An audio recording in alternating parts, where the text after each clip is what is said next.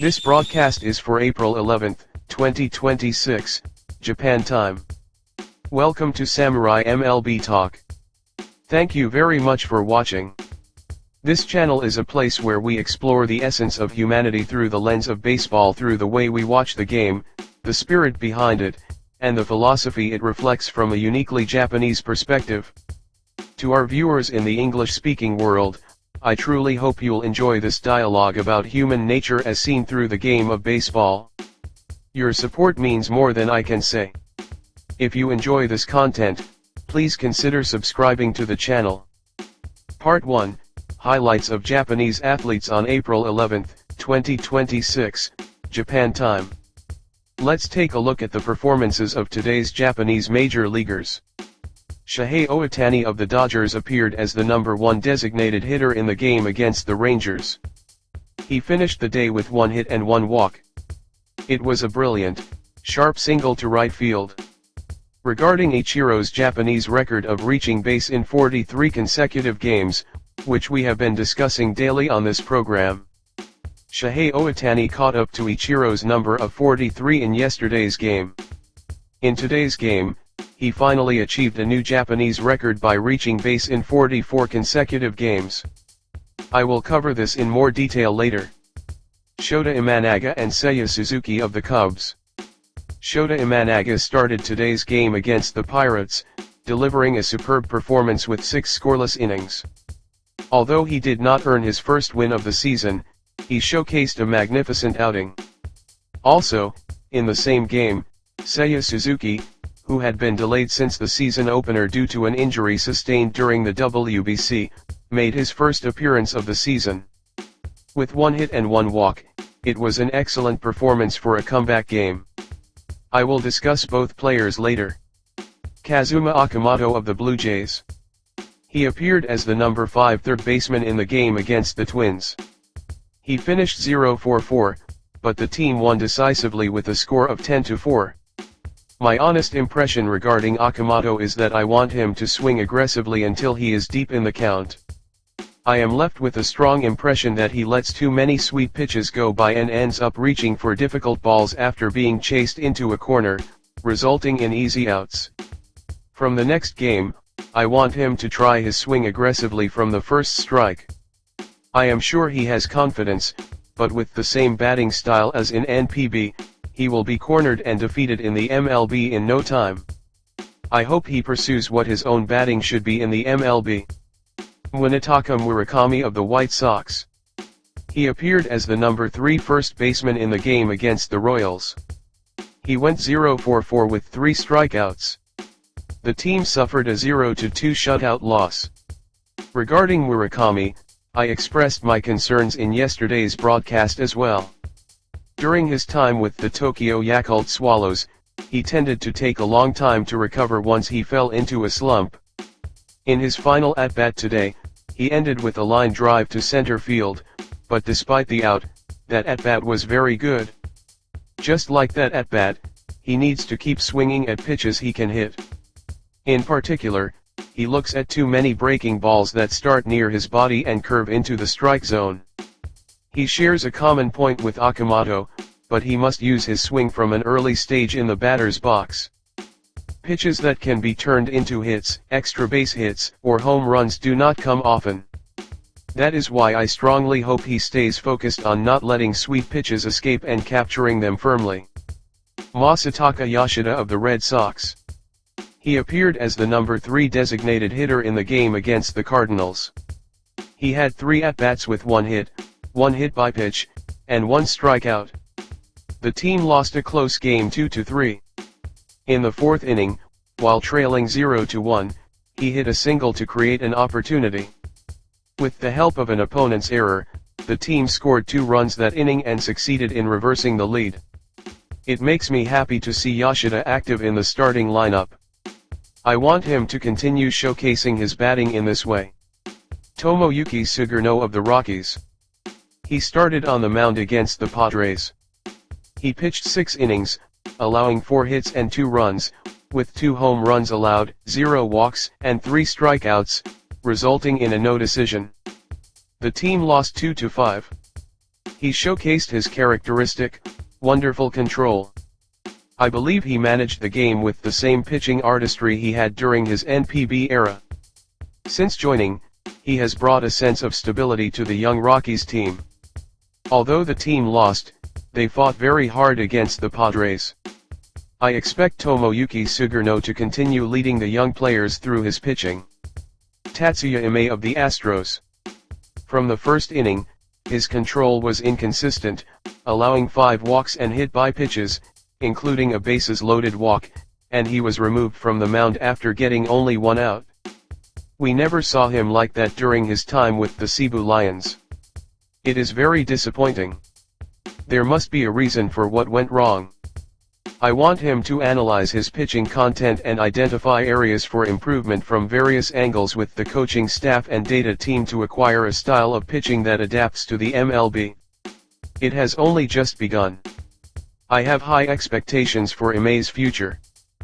Part 2, Imanaga and Suzuki, the Cubs Samurai duo reunited. On April 11, Japan time, the Cubs played the Pirates.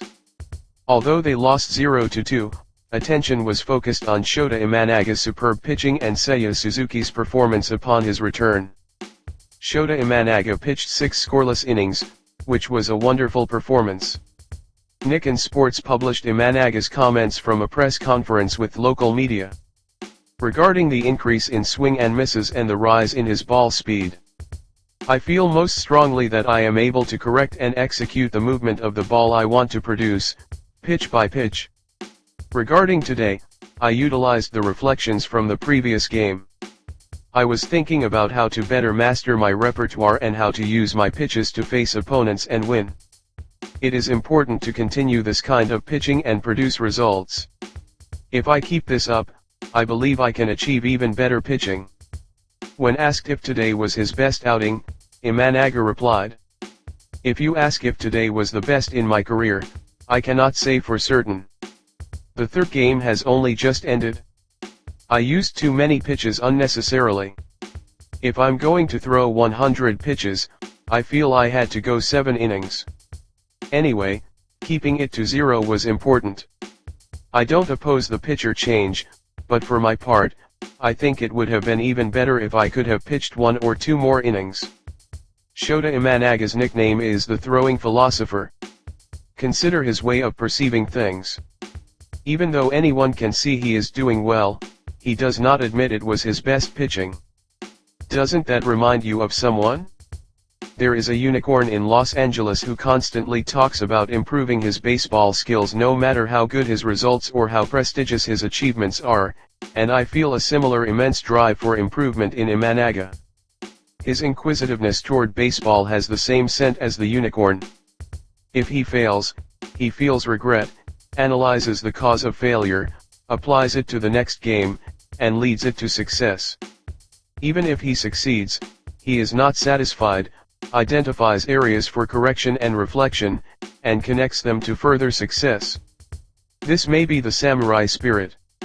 I just remembered, back when Shota Imanaga belonged to the Yokohama DeNA Stars in the NPB, on June 7, 2022, he achieved a no-hitter against the Hokkaido Nippon Ham Fighters at the Sapporo Dome. After the game, his teammates gathered around him in a celebratory mood, but Imanaga kept a poker face. He showed no smile, nor did he jump or skip, he expressed no joy at all.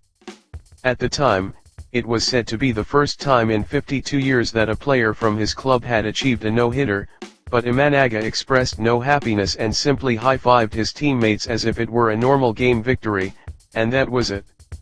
From the outside, some might have thought Imanaga is just acting cool. However, considering his stoicism, he likely felt that just because it's mid-season and he threw a no-hitter, there is no room for being flighty. Today's game was not a perfect game, but a no-hitter. Why couldn't he make it a perfect game? Were there no other points for reflection? I interpret it as him questioning himself. He is that strict with himself. This outing was also very wonderful. While it is said his ball speed is slow, his control is outstandingly good. I take my hat off to that control which hits the very edges of the strike zone. His ball speed is gradually increasing, and while he could be satisfied with today's results on the mound, he does not easily settle for even good results. That might be what supports Shota Imanaga. In his MLB debut year, he showed a wonderful performance. In his second year, his strengths did not come out, and he ended the season with regret. And now, his third year. For him, this is the threshold of whether he can survive in the MLB. I believe that if he does not demonstrate this season that he is a pitcher who can continue to be active in the MLB, no team will take him next year. That is how precarious Shota Imanaga's position is. The impressions and results of his pitching in the first and second years were that different. Is the Imanaga of the first year still alive? Or is the Imanaga of the second year his current self? The third season in the MLB is what will make this clear. Even if he pitches well, he has no time to be swinging between joy and sorrow. He is likely already imagining his next appearance on the mound and taking action toward that goal.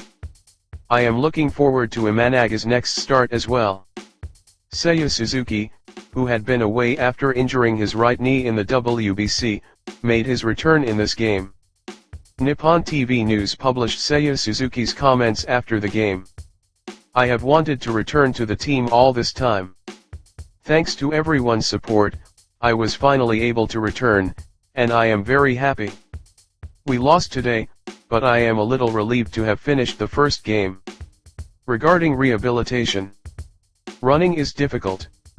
There was always a fear regarding defense and base running.